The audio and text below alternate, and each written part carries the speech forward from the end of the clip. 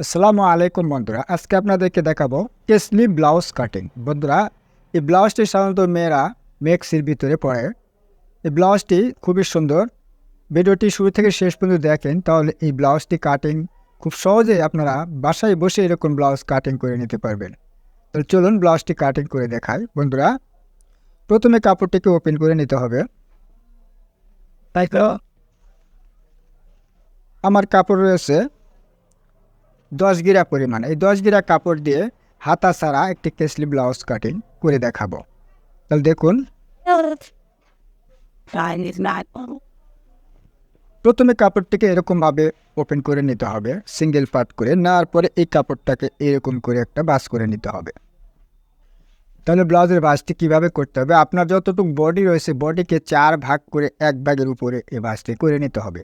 এরপর আমাদের যা করতে হবে, নিশ্চিত কাপড়টিকে সোজা করার জন্য একটা মার্ক করে নিতে হবে। এই মার্কটি করে নেওয়ার পর এখান থেকে আমাদের 1.5 ইঞ্চি কাপড় নিয়ে নিতে হবে। 1.5 ইঞ্চি কাপড় মুড়িয়ে দেওয়ার জন্য নিতে হবে।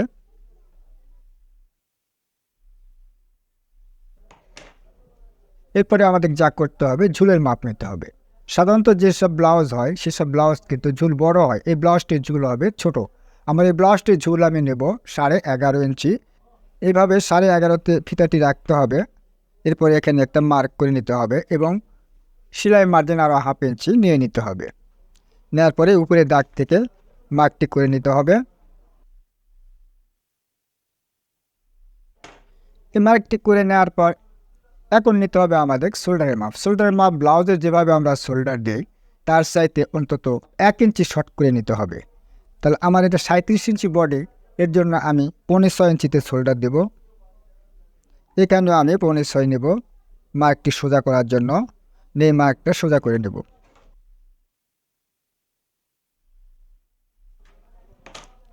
এই মার্কটি করে নেওয়ার পর এখন আমাদের দিতে হবে আর্মহোলের মাপ। এই 37 ইঞ্চি বডির জন্য আর্মহোল দিতে হবে। সাধারণত যেভাবে আমরা আর্মহোল দিই তার চাইতে 1 ইঞ্চি পরিমাণ বেশি নিতে হবে। তাহলে আমি এই ব্লাউজের আর্মহোল দেব 6.25 ইঞ্চিতে। যেখানে একটা মার্ক করে নিতে হবে। এরকমভাবে মার্কটি করে নেওয়ার পর এখন আমাদের নিতে হবে বডির মাপ। বডি যে মূল বডি থাকবে বডিকে 4 ভাগ করে 1 ভাগ নিতে হবে। আমার এই মূল বডি রয়েছে 37 ইঞ্চি, 37কে 4 ভাগ করলে হয় 9.25 ইঞ্চি। এই 9.25 নিতে হবে এবং সেলাই মার্জিন 1 ইঞ্চি নিয়ে নিতে হবে। একইভাবে মূল যে কোমর থাকবে কোমরকে 4 ভাগ করে 1 ভাগ নিতে হবে। আমার এই ব্লাউজের কোমর রয়েছে 29 ইঞ্চি, তাহলে 29কে 4 ভাগ করলে হয় 7.25 ইঞ্চি। এখানে 7.25 নেব এবং এখানে টিকিন হবে, এর জন্য আরও 1 ইঞ্চি কাপড় নিয়ে নিতে হবে। এখন এই দাগটি সোজা করে নিতে হবে।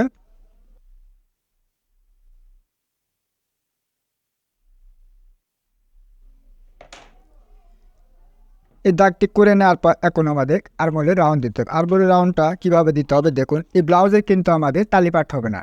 এর জন্য আমাদের যা করতে হবে, এই যে কর্নার থেকে আমাদের 1 ইঞ্চিতে একটা মার্ক করে নিতে হবে। সাধারণত যেহেতু তালিপাট হবে না এই জন্য ভিতর পাশে একটু বেশি করে দিলেই ব্লাউজটি ফিটিং সবচেয়ে সুন্দর হবে। এরপর আমাদের যা করতে হবে, এইরকমভাবে এই মার্কটি সমান করে নিয়ে এই দাগের সঙ্গে মিলিয়ে দিতে হবে। আশা করি বুঝতে পারছেন। এখন আমাদের নিতে হবে গলার মাপ। গলার মাপ কীভাবে নিতে হবে, গলা সাধারণভাবে আমরা যে গলাটি দিই তার চাইতে 1/4 ইঞ্চি বেশি দিতে হবে। 37 ইঞ্চি ব্লাউজের জন্য আমি ব্লাউজের গলার পাশে দেব 2.5 ইঞ্চি 1 পয়েন্ট। এই দাগটা আমি এখানেও করে নিচ্ছি।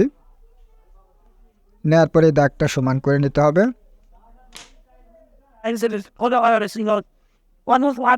এই দাগটি সমান করে নেওয়ার পর এখন গলা ডিপ দিতে হবে। একইভাবে সাধারণ যে গলা আমরা দিই তার চাইতে অবশ্যই গলাটা একটু বড় হবে। এর জন্য আমি এখান থেকে এরকমভাবে ক্রস করে ফিতাটি রাখার পর আমি এখান থেকে 6 ইঞ্চিতে একটা মার্ক করে নিচ্ছি।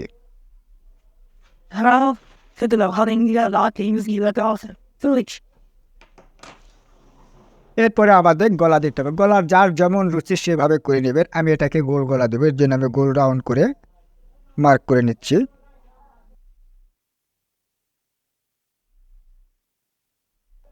এরকমভাবে গলা মার্কটি করার পর আমাদের নিতে হবে এখন শেপের মাপ। শেপের মাপটা কীভাবে নিতে হবে দেখুন, এই যে উপর থেকে ফিতাটি এরকমভাবে রাখতে হবে। এই ব্লাউজের শেপ দিতে হবে 9 ইঞ্চিতে। 37 ইঞ্চি বডির জন্য 9 ইঞ্চিতে একটা মার্ক করে নিতে হবে। এরপরে এর পাশে দিতে হবে 4.5 ইঞ্চি এবং এই পাশেও নিতে হবে 4.5 ইঞ্চি। নেওয়ার পরে এই দাগটা সমান করে নিতে হবে।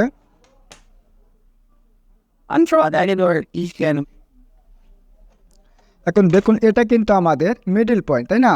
এখন যা করতে হবে এই সোজাসুজি একটা মার্ক করে নিতে হবে।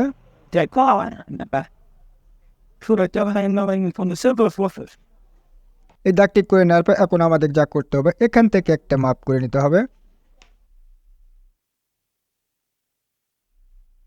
এই দাগ ঠিক করে নেওয়ার পর এখন আমাদের যা করতে হবে এখান থেকে একটা মার্ক করে নিতে হবে।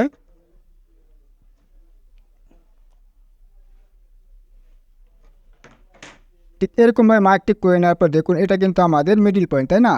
এই পয়েন্ট থেকে আমাদের ফিতাটি এরকমভাবে রাখতে হবে।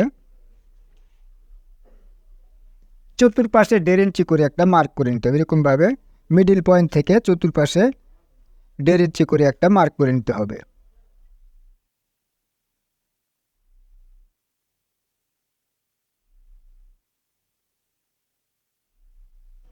তাহলে দেখুন এটা কিন্তু আমি সামনের পার্ট কাটিং করতেছি, এটা ফেলে আমরা পিছনের পার্ট পরে কাটিং করে নেব।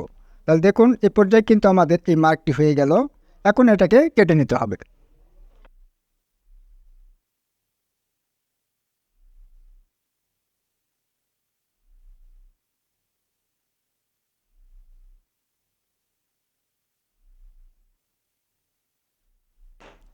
এরকমভাবে কেটে নেওয়ার পর এখন যে বাড়তি যে কাপড়টা রয়ে গেল এই কাপড়টাকে মেলা নিতে হবে। মেলা নেওয়ার পর এই কাপড়টাকে এরকম করে আর একটি ভাঁজ করে নিতে হবে। এরকমভাবে ভাঁজটি করে নেওয়ার পর এখন এই যে কাপড়টা রয়ে গেল এই পার্টটার উপরে বসিয়ে নিতে হবে। সুন্দর করে বসিয়ে নিতে হবে। বসিয়ে নেওয়ার পর এটাকে সমান করে কেটে নিতে হবে।